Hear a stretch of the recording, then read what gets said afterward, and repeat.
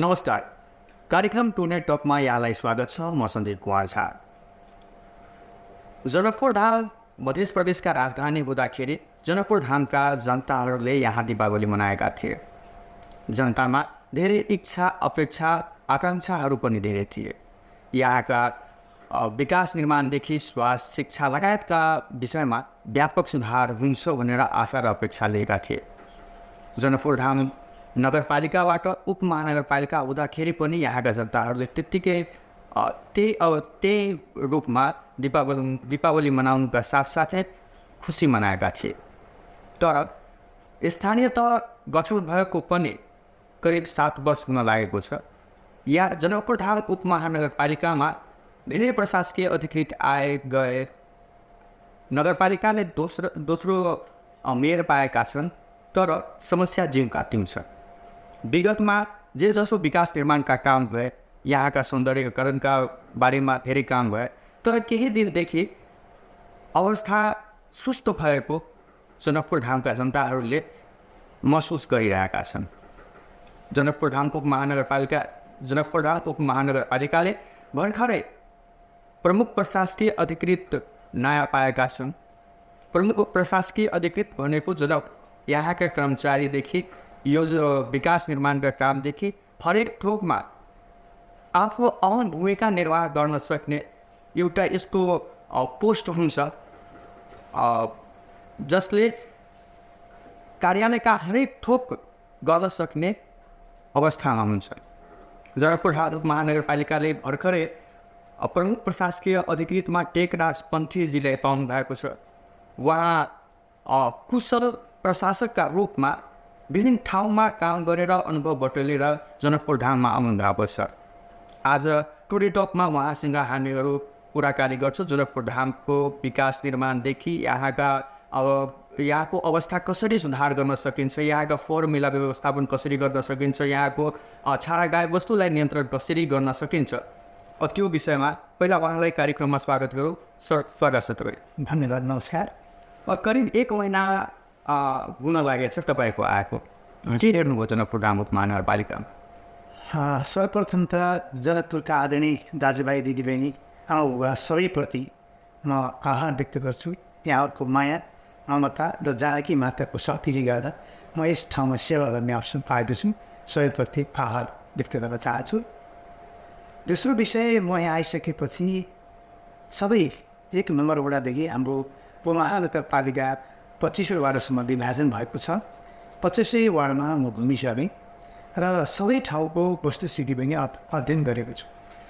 हुन त छोटो समयमा धेरै अध्ययन त हुन सक्दैन, यद्यपि यहाँ भएका महत्त्वपूर्ण विषयलाई मैले अध्ययन गरेँ, जसमा यहाँका ताल, तलेया, पोखरी, हेरिटेजहरू एकदमै धार्मिक सांस्कृतिक महत्त्व भएको जनकपुर धाम। त्यसै गरी यहाँ एकदमै फोहोर मैला व्यवस्थित हुन चाहिँ त्यति प्रभावकारी हुन नसकेदेखि, किनभने मुख्य सडकमा अझै पनि व्यवस्था गर्नुपर्ने देखियो। तेस्रो विषय, यहाँको राजस्व अत्यन्तै न्यून भएको र यहाँ थुप्रै उद्योगी व्यापारीहरू भएको ठाउँमा किन राजस्व कम भयो होला भन्ने मेरो चासोको विषयबाट अध्ययन विषय भइरहेको छ। चौथो, मैले पारदर्शिता, सुशासन र विकास निर्माण किनभने प्रभावकारीहरूमा छिटोभन्दा छिटो सेवा प्रवाह गर्ने एउटा तौर तरिकालाई पनि मैले अगाडि सारेको छु। यही अध्ययन गरिरहेको छु। एउटा विगतदेखि एउटा परिपाटी के भनेको छ भने जनकपुर धाम आउने प्रमुख प्रशासकीय अधिकृत को अलिकता मनोभावभित्रबाट मधेस छिर्ने बित्तिकै कमाउने हुन्छ। जनकपुर धाम आए, जानकी माताको सेवा गरौँ, जानकी माताको भन्नुमा धेरै नै भन्ने गरिन्छ। तर के छ भने विगतका त्यो महालेखाका प्रतिवेदन लगायतका प्रतिवेदनहरू हेर्दा व्यापक रूपमा तपाईँको बेरोजुहरू ठहर गरेको हुन्छ। त्यो बेरोजुहरूलाई न्यून गर्नको तपाईँको के छ योजना? एकदमै राम्रो यो जनसरकारको विषय, किनभने महालेखा परीक्षकबाट हाम्रो अन्तिम लेखा परीक्षण हुन्छ, जसले गर्दा महालेखा परीक्षणबाट अन्तिम लेखा परीक्षण भइसकेपछि वेबसाइट, महालेखाको वेबसाइटमा राखिसकेपछि सबै सर्वसाधारणलाई जानकारीको लागि राखेको हुन्छ। त्यसै अनुसार यहाँका बेरोजगार कति छन् भनेको यहाँ चेतनशील सबै बुद्धिजीवी वर्गहरूले हेर्न सक्नुहुन्छ र बेरोजगार आएको एकदमै धेरै छ। त्यस बेरोजगारी कसरी न्यूनीकरण गर्न सकिन्छ, कसरी प्रभावकारी गर्न सकिन्छ भन्ने कुराहरू पनि मेरो ध्यान गएको छ। र बेरोजगारी 3 प्रकारले हुन्छ। एउटा प्रक्रियामा पुर्याएर असुल गर्नुपर्ने बेरोजगार छ। एउटा प्रक्रिया पुर्याएको तर टाइममा काम नसकेर बाँकी रहेको विषय हुन्छ। अर्को जबरजस्ती हामीले काम गर्न खोज्यो भने त्यो चाहिँ अब बेरोजगार निस्किन्छ। एउटा असुल गर्नुपर्ने बेरोजगार हुन्छ, एउटा नियमित गर्नुपर्ने बेरोजगार हुन्छ। कतिपय कुराहरू असुल गर्नुपर्ने बेरोजगारलाई हामी चिठी काट्छौँ, अब असुल गर्नेतर्फ लाग्छौँ। नियमित गर्ने बेरोजगार पनि के डकुमेन्टहरू नपुगेको हो त्यो व्यवस्था अगाडि बढाएर हामीले बेरोजगारलाई न्यून बनाउनेतर्फ मैले हाम्रा कर्मचारी साथीहरूलाई भनिसकेको छु, आदेश गरिसकेको छु, निर्देश गरिसकेको छु। सबैको सहयोग भएमा यसलाई न्यूनीकरण गर्न सकिन्छ भनेर लागेको छ। मैले आएको दिनदेखि बिहान 6 बजीदेखि राति 9 बजीसम्म हामीले विभिन्न एङ्गलबाट चाहे फिल्डमा जाने होस् चाहे यहाँ बस्ने होस् साथीहरूलाई कन्भिन्स गरेर एउटा कुरा बेरोजगार तपाईँले 2 प्रकारको भन्नुभयो। एउटा असुल उपर गर्ने, होइन असुल उपर गर्नुपर्नेमा त्यो प्रक्रिया पुरा नभएर प्रमुख प्रशासकीय अधिकारीले सिधै चेकमा सही गरेर उसको पेमेन्ट गरे हुन्छ। असुल उपर गर्ने जस्तै अब उसले पाउनुपर्ने रकमभन्दा बढी गयो, कामभन्दा बढी भुक्तानी भएको, त्यसपछि चाहिँ प्रक्रिया नहुनेकन सिधै चाहिँ भुक्तानी भयो, यस्ता विषयहरूलाई चाहिँ असुल त्यो त हामी ट्राभल कमिसन गरिहाल्छु, त्यस्तो पेमेन्ट गर्नु। म कमिसनको कुरा गर्दैन, हामी सेवा गर्ने जानकी माताको काखमा छु, हामी सेवा गर्ने सुशासन दिने हो।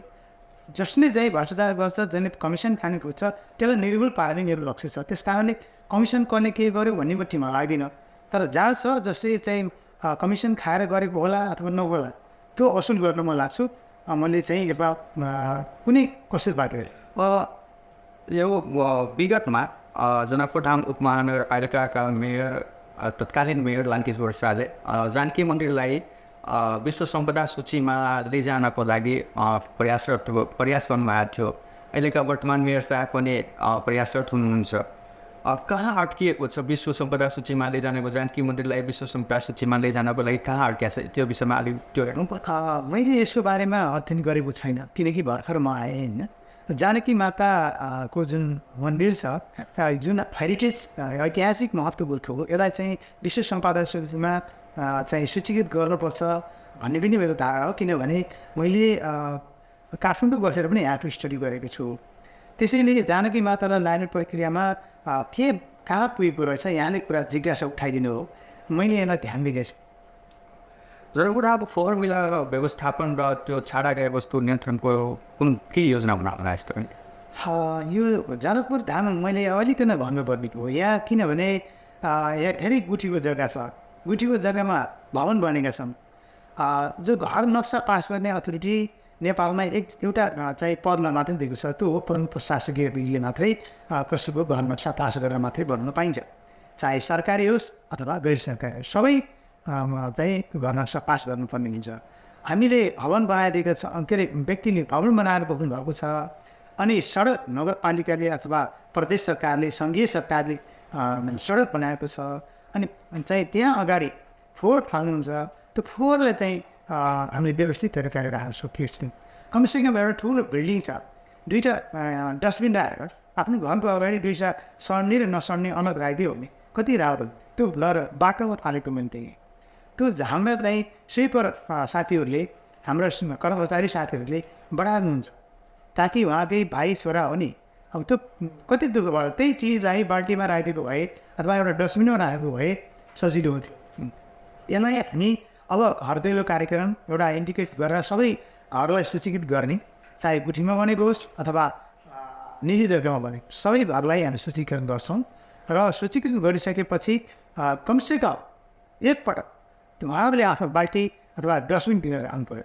किनकि नगरपालिकाले सबै कुरा सरसफाइ पनि गर्दैन, सबै गरेको हुँदैन, बाटोमा फाल्ने त्यो विषयलाई म अलिक राम्रो भएको छैन। जनकपुरवासी सम्पूर्ण आदरणीय दाजुभाइ दिदीबहिनीहरू अबुवाहरूलाई मैले यही अनुरोध गर्छु, आफूले आफ्नो घरबाट निस्केको फोहोरहरू निश्चित ठाउँमा राख्नुहोस्। एउटा डस्टबिन राख्नुहोस्, एउटा सड्ने एउटा नसड्ने फोहोर चाहिँ छुट्याइदिनुहोस्।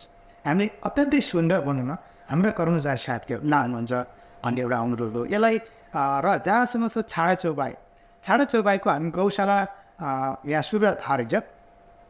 अब त्यसलाई अलिक विस्तृतीकरण गर्नुपर्छ। गाईहरू थुन्ने र दाना मात्रै दिएर हुँदैन, त्यसलाई अलिक विस्तृत रूपमा जाने एउटा भिजन ल्याउनुपर्छ। जस्तै अब एक बिघा जमिन कति लिज मिलाएर राख्न सकिन्छ कि त्यसलाई कसरी चाहिँ त्यसलाई प्रोसेसिङ गरेर मल उत्पादन गर्ने, दुध उत्पादन गर्ने, त्यसलाई प्रशोधन गरेर घिउ दही मही बनाउन सक्ने अनि इत्यादि हुनसक्छ।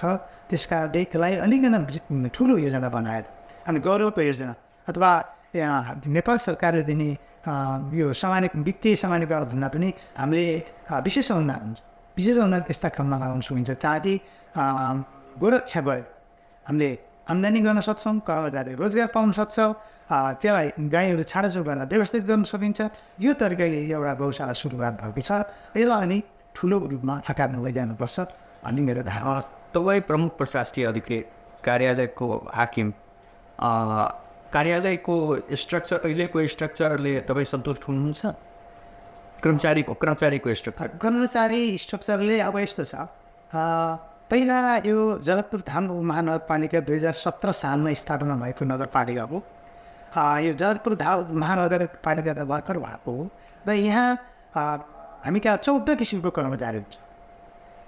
एउटा जिल्ला समन्वय समितिबाट समावेशन समायोजन भएर आएको हुन्छ, एउटा सङ्घ संस्थाबाट समायोजन भएर आएको हुन्छ, एउटा सङ्घीय सरकारबाट समायोजन भएर आएको हुन्छ, एउटा करारको हुन्छ, एउटा जावादारी हुन्छ, एउटा अस्थायी हुन्छ। एवं प्रकारले एउटा सङ्घीय कर्मचारी पनि थपिने हुन्छ र यहाँ प्रोजेक्टको कर्मचारी हुन्छ र विभिन्न आयोजनाको कर्मचारी हुन्छ। अब यो आयोजना बेसिसको कर्मचारी हुनाले थोक प्रकारको कर्मचारीहरू हामी कहाँ हुन्छ। त्यो कर्मचारीहरू अहिले के छ भने हामीलाई न्यू कभर, अहिले हजुरले चाहिँ बिजुलीको पैसा तिर्नु पऱ्यो भने यी सेवा प्रयोग गर्नुहुन्छ, कमसेकम ट्याक्स तिर्नु पऱ्यो भने क्युआर कोड र अन्य चाहिँ इलेक्ट्रोनिक ट्रान्सफर गर्नुहुन्छ। तर त्यो गर्ने त नयाँ जनशक्ति चाहियो नि। नयाँ जनशक्ति भनेको यङ जेनेरेसन यहाँ छैन, किनकि अब त्यो धेरै पुरानो नगरपालिका भएको हुनाले कर्मचारीहरू 28-30 वर्ष बसेको, सबैलाई कम्प्युटर पनि त्यतिको प्रभावकारी रूपमा आउँदैन। अहिले कम्प्युटरको जमाना छ। त्यस कारणले अब यो भएको त्यसलाई उपयोग गरौँ, सन्तुष्ट छैन त भन्न मिलेन। तर हामीले प्रभावकारी सेवा दिनको लागि न्यू जेनेरेसन जरुरी। तपाईँको अफिसको वरिष्ठ इन्जिनियर एउटा परियोजना हेरिरहनु भएको छ, जुनियर इन्जिनियरलाई योजना प्रमुख बनाउनु भएको छ, ओभरसियरलाई शिक्षामा राख्नु भएको छ, लेखाको कर्मचारीलाई सचिव बनाउनु भएको छ, कृषिको कर्मचारीलाई सचिव बनाउनु भएको छ। यो कुन सुधार हुन्छ सर? अब यस्तो छ, जनशक्ति व्यवस्थापन भन्छ है, हाम्रो सङ्गठन संरचनामा कस्तो खालको सङ्गठन संरचना छ त्यसलाई प्रत्येक वर्ष हामीले ONM भन्छ, अर्गनाइजेसन म्यानेजमेन्ट, त्यो प्रत्येक वर्ष नव सेवाले त्यसलाई व्यवस्थापन गर्नुपर्छ हाम्रो आन्तरिक स्रोतको आधार। अब यहाँले प्रश्न उठाउनुभएको छ सिनियर इन्जिनियरलाई राखेर जुनियरलाई चाहिँ विकास निर्माणमा राख्नु भएको छ भन्ने विषय छ। योजना प्रमुखै बनाइदिनु भयो। अब यो विषयलाई मैले गम्भीरताका साथ हेरेको छु र आगामी दिनमा यो सुधार हुन्छ। हामी आशा गरौँ सुधार हुन्छ। सुधार हुन्छ। एउटा कुरा त मैले प्रयास गरेँ, आरबी मात्र होइन, जनकपुर धामका जनताले यो आशा गर्छ त्यहाँका व्यक्तिहरू अन्त हुन्छ। तपाईँकै तपाईँ जुन अवधि छ त्यो अवधिभित्रै त्यो सब ठिकठाक भइहाल्छ आशा गरौँ। एउटा कुरा तपाईँ धेरै राम्रो उठाउनु भएको छ कि राजस्वको, जनकपुर धाम महानगरपालिकाको राजस्व कम उठ्छ।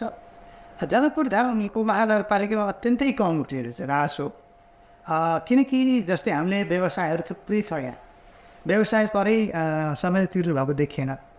अब यत्रो ठुल्ठुलो होटेलहरू छन्, मोटेल रेस्टुरेन्टहरू छन्, त्यहाँबाट पनि हामी खासै कर चाहिँ प्रभावकारी रूपमा उठाउन नसके जस्तो लाग्यो। अर्को गुठीको जग्गामा जुन घर बनाएर बसेको छ त्यसमा त कमसेकम सेवा शुल्कहरू लिन सक्छौँ नि हामीले। त्यो घर त सम्बन्धित व्यक्तिको होला, गुठीको त होइन। गुठी चाहिँ लिजमा लिइसकेपछि त्यो घर नक्सा पास पनि हुनुपर्छ। गुठीले कति वर्ष दिएको छ नक्सा पास हुनुपर्छ। अब ती विषयले हामी सम्पत्ति घर पनि लिनुपर्छ। यो हामीले अलिकन बृहत रूपमा सबै जनकपुरवासीको विकासको लागि हो, हाम्रै विकासको लागि हो, हाम्रै यहाँको सौन्दर्यताको लागि हो भनेर सबैले हामीले कर तिरौँ, सम्मानित हौँ भन्ने किसिमले अगाडि जाने हो भने जनकपुरमा मलाई लाग्छ करिब 1 अरब बजेट आन्तरिक स्रोत उठ्न सक्छ। जनकपुरमा एउटा कुरा के छ भने जनकपुरमा सञ्चालन भएका होटलहरूलाई, रेस्टुरेन्टहरूलाई जुन होटलहरू मदिरा माछा मासुहरू बेच्ने गर्छ त्यसले जनकपुर महानगरपालिकाले चिया नास्ताका होटल भनेर स्वीकृति दिने गरेका छन्। अनि त्यो चिया नास्ताको होटलबाट कति तपाईँले राजस्व उठ्छ? अब यस्तो छ, जनकपुर महानगरपालिकामा 25वटा वडा छन्। 25वटा वडामा प्रत्येकमा वडा अध्यक्ष हुनुहुन्छ। त्यहाँ प्रत्येक वडामा 5जना 4जना वडा सदस्य र वडा अध्यक्ष सहित 5जना हुनुहुन्छ। त्यसको अलावा कार्यपालिका सदस्य पनि हुनुहुन्छ, प्रमुखज्यू पनि हुनुहुन्छ। र मलाई लाग्छ सबै यहाँका जनप्रतिनिधिहरू, यहाँको प्रिय पात्रहरू सबै हुनुहुन्छ र विकासमा उहाँहरू लाग्नु भएको छ। तर हामीले कर्मचारीले पनि कि यो तरिकाले जाउँ भनेर गाइड गरेर सक्नु। यहाँ त अब 6 महिना 5 महिना कर्मचारी नटिक्ने होइन, प्रमुख प्रशासकीय अधिकारी विशेष गरी जाने, अब यो काम गरौँ भन्दाखेरि अब सहयोग नपाएर हो कि। तर मैले अहिलेसम्म नगर प्रमुखसँग पनि मेरो सम्बन्ध भएको छ र उपप्रमुखसँग पनि सम्बन्ध भएको छ। कामभन्दा बाहिर नगर्नुहोस्। वडा अध्यक्षसँग पनि बस्यो, कार्यपालिकाको बैठकमा 5-5 घन्टा हामी बसेर छलफल गरेका छौँ। कामभन्दा बाहिर गएर काम गर्दिनँ, यहाँले के अप्ठ्यारो छ भने हिँड्नु पऱ्यो भनेको छु। र कामभन्दा बाहिर नजाने गर्ने हो भने सुशासन पनि हुन्छ, राजस्व पनि हुन्छ। यहाँ राजस्व उठाउने समस्या छैन। यति धेरै पोखरी छन्। अहिले ग्राउन्ड वाटर चार्जिङ चाहिँ यो हामी गर्न सकेका छौँ। भोलि मूल यो ट्युबवेलहरू, सानो ट्युबवेलदेखि लिएर धाराहरू सुक्दै गइरहेछ। यी पोखरीहरूलाई संरक्षण गरेर पानी किन भरिन? जनकपुरमा हराभरा यहाँको यति टेम्परेचर हाई छ, यति धेरै पोखरी छन्। यहाँ मलाई लाग्छ 52 कुण्ड 72 पोखरीको तिल्ला भनेर मैले धेरै गएँ स्टडीमा। अब ती सबैलाई संरक्षण गर्ने कोही व्यक्तिको होला, कोही सार्वजनिक होला, कोही गुठीको होला, कोही नगरपालिकाको होला। यी सबैलाई व्यवस्थित गर्नुपर्छ। र हामी उत्पादन गरेको जति हामीले आम्दानी गर्छौँ नि, केही त नगरपालिकाको ट्याक्स तिर्नु पऱ्यो। त्यो ट्याक्स तिर्ने वातावरणलाई हामीले जबरजस्ती होइन, करको दायरा चाहिँ ठुलो बनाएर त्यसलाई दायरा प्रातिको बनाएर। जस्तै यहाँले होटेलको कुरा गर्नुभयो, होटेल कुन स्तरको छ भनेर नानीको ओनर पोलिसी हुनु। अब त्यो ओनर पोलिसी ल्याएर जनशक्ति हामीले कम्प्युटर आइटी मैत्री हो। आइटी मैत्री बनाउनलाई त अलिक चुनौती छ। यो मध्य प्रदेशबाट ऐन जारी हुनु पऱ्यो, लोक सेवा माग्नु पऱ्यो, 33 सालको कर्मचारी छानिङ टुप्पा आउँदैन। तर त्यो हिसाबले बोल्यो भने आशा गरौँ प्रार बनाउँ सम्भव छ। सर, हामी एउटा सानो ब्रेक लिँदैछौँ। ब्रेकपछि फेरि कार्यक्रममा अपडेट गर्नेछौँ।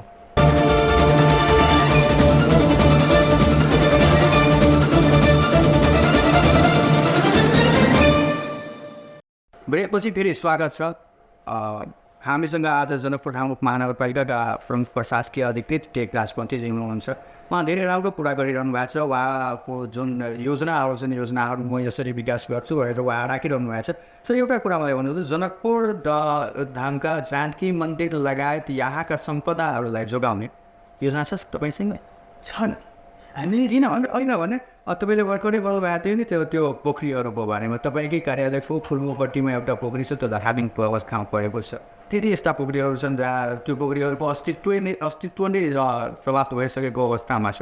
यी सम्पदाहरूलाई जनकपुरको सम्पदा भनेको यहाँका मठ मन्दिर र पोखरीहरू नै छन् होइन। यी सम्पदाहरूलाई जोगाउने योजना छ तपाईँसँग? जनकपुर महानगरपालिकामा भएका थुप्रै पोखरीहरू, मठ मन्दिरहरूले हामीले यसलाई पर्यटकीय हब बनाउन सक्छौँ संरक्षण गरेर। प्लान जस्तै यसलाई त्यसको डिटेल स्टडी गरेर एउटा पोखरी छ, त्यो पोखरी कहिलेदेखि स्थापना भएको, यसको महत्त्व के छ, त्यहाँ एउटा अवश्यकम पहिचानसहितको ठ्याक्क मार्बलमा राखिदिएर सबैलाई पहिचान आउने गरे आएर फोटो खिच्छ। अहिले त फाइटीको जमाना छ नि, प्रचार प्रसार हुन्छ।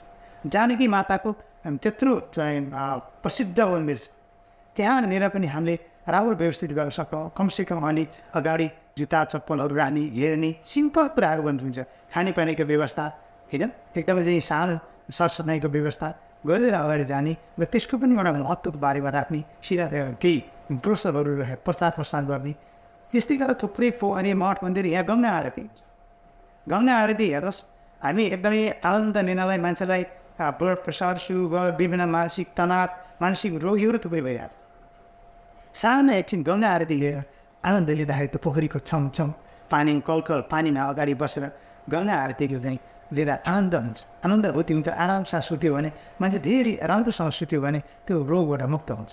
त्यस कारण यसका समस्या गर्ने प्लानहरू साधारण तरिकाले हामीले चाहिँ योजना बनाउन सक्छौँ। जस्तै एउटा माहौल पोखरीको यो पोखरी यति सार्व स्थानमा भएको यति हेक्टरको छ, यसमा यति पानी जान्छ र यसरी यो सिन्चित हुन्छ, यसको महत्त्व यो छ र एउटा राइदिन सक्यो। त्यसलाई प्रचार भइसक्यो नि, प्रचार गर्दा सायद त्यहाँनिर त मान्छेले सुधार गर्छ, शुद्धता हुन्छ, त्यसका जलकुम्बिनीहरू जस्तै विभिन्न झालहरू निस्किन्छ, सफा गरिदिने। यहाँले नगरपालिकाको पछाडि एउटा पोखरी त्यति राम्रो छैन भन्नुभएको छ। त्यसलाई पनि पोखरी त एकदम राम्रो थियो सर, तर कोही कारणले त्यस्तो बनाइयो त्यो अलिकति तपाईँ आफै त्यहाँ गएर त्यसलाई बनाउने कार्यक्रम छ, त्यो चाहिँ मैले भुलिसकेँ। किनभने चारैतिर आर्ट बनाउने अनि बिचमा त्यसलाई त्यो अलिक सौन्दर्यकरणमा ज्यादा के छठ पूजा यस्ता छठी पूजाहरूमा पनि गर्ने खालको यसलाई राम्रो बनाउनलाई हाम्रो प्लान छ। अहिले बस्तीमा हामीले इन्जिनियरहरू पनि मैले भनिसकेको छु, नचाहिँ कि त्यस्तो अझै राम्रो गरौँ भन्ने थिएँ। पनि यो जनकपुर हालको त्यो आन्तरिक आयमा तपाईँले राजस्वको कुरा गर्नुभएको थियो, अरू यस्तो केही छ जहाँबाट यसको आमदनी बढाउन सकिन्छ? गुठीको जग्गामा घर बनाएकाहरूलाई कसरी व्यवस्थापन गर्ने? गुठीको जग्गामा घर बनाएकाहरूलाई घरलाई त अभिलीकरण गर्न सकिन्छ नि, घरलाई अभिलीकरण गर्न सक्यो। त्यो घर त व्यक्तिको, व्यक्तिले बनाएको घरको त कर तिर्नु, किनकि त्यसको आम्दानीलाई हामीले कर तिर्नुपर्छ। किनकि थोरै भए नि हामीले यो करको दायरामा हेर्ने, डर बढाएर भने कि दायरामा हेर्ने, जब कि कर तिर्ने मान्छे पनि सम्मानित होस्। जसले धेरै कर तिर्छ त्यसलाई सम्मान गरौँ। अनि त्यसरी चाहिँ लाँदै जाँदा पोखरीमा पनि एउटा पर्यटकीय व्यवस्था गर्न सक्यो भने पोखरीमा पनि टिकटको सिस्टम गर्न सकिएला नि त भयो होइन? अथवा धार्मिक पर्यटकीय रूपमा एउटा चाहिँ ऱ्याफ्टिङ कसरी टिकट उठाउने भने त्यहाँ ऱ्याफ्टिङ गराउने अथवा डुङ्गा चलाइदिने, अथवा कुनै चाहिँ पानीको फोहोर हालेर सेल्फी लगाइदिने। 2 रुपियाँ भयो भने 5 रुपियाँ लिइसकेपछि त्यो 5 आउँछ, ट्याक्स आउँछ। जनकपुर महानगरपालिकामा कति आन्तरिक र बाह्य पर्यटक त्यो डाटा हुँदैन? त्यो चाहिँ अहिले पर्यटनको डाटा चाहिँ मैले पाएको छुइनँ। कमसेकम हामीले यसलाई पनि व्यवस्थित गर्नुपर्छ। एउटा टोकन दिने, जनकपुरमा यो छ भइसकेपछि क्युआर राखिदिने, सरलाई हेर्छ। रोडमा क्युआर राखिसकेपछि मोबाइलमा बट हामी यो एउटा जान सक्छौँ। यहाँ टिभी टुडे यहाँनिर छ, जनकपुर टिभी टुडे जनकपुर यहाँ छ भने ट्याक्क त्यहाँ लानु।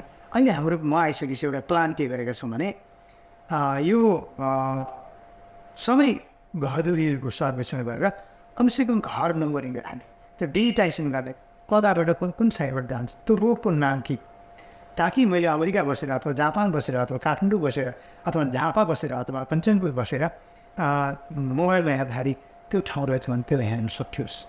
त्यो एउटा प्लान बनाएको छ र एउटा चाहिँ आइएलजिओसँग हाम्रो छलफल पनि भएको छ। मलाई लाग्छ यो छिटो नै हामी घर नगरिङ गरेर यसलाई रोडको कोडहरू पनि गराउँछौँ र एमटिएमबी नगर सडक परियोजनाको अगाडि बढ्ने योजना छ। अनि सर यो फोहोर व्यवस्थापन त एकदमै जटिल प्रकृतिको। हामीले के भन्छ भने यो फोहोर सजिलो पनि छ, जटिल पनि छ। पहिलो कुरा फोहोर भनिसकेपछि हाम्रै नजरमा हामीले खान्छौँ, त्यो फोहोर घरभित्र निस्किन्छ, त्यो दिन राम्रो हुन्छ, बाहिर निकालेपछि त्यो खत्ता हुन्छ, त्यो बर्बादै एकदमै गल्ती हुन्छ। तर हामीले के गर्नुपर्ने, एउटा कुनै जग्गा हामी सबभर किन्यो भने बेटर, नकिने चाहिँ लिजमा लिएर भने 30-40 वर्ष लिजमा लिने। एउटा चाहिँ त्यसको अत्याधुनिक मेसिन हुन्छ, जस्तै जापान पनि देखेको छु। त्यो मेसिनबाट सर्ने र नसर्ने फोहोरलाई त्यसलाई प्युरिफाई गर्न सकिन्छ, प्रोसेसिङ गर्न सकिन्छ। हामीले डम्पिङ साइड नभएर प्रोसेसिङ सेन्टरबाट लाग्छ। यो पिपिपी मोडलबाट मात्रै सहज छ, पब्लिक प्राइभेट पार्टनरसिप। हामी नगरपालिकाले सबै फोहोर पनि आफै गर्ने, फोहोर नहोस्। यसलाई एउटा जग्गा लिजमा लिने, अहिले जग्गालाई लिजमा लिइसकेपछि विभिन्न दार्जिलिङ निकायहरूले हामीलाई फोहोरमा सहयोग गरेर खोजिरहेको छ। त्यो फोहोर व्यवस्थापनमा सहयोग गरेर खोजिरहेको अवस्थामा हामी अगाडि बढ्नुपर्छ, ताकि यो जनकपुरको फोहोरलाई समयमै हामी गर्न सकेनौँ भने यहाँका चुनौतीहरू छ।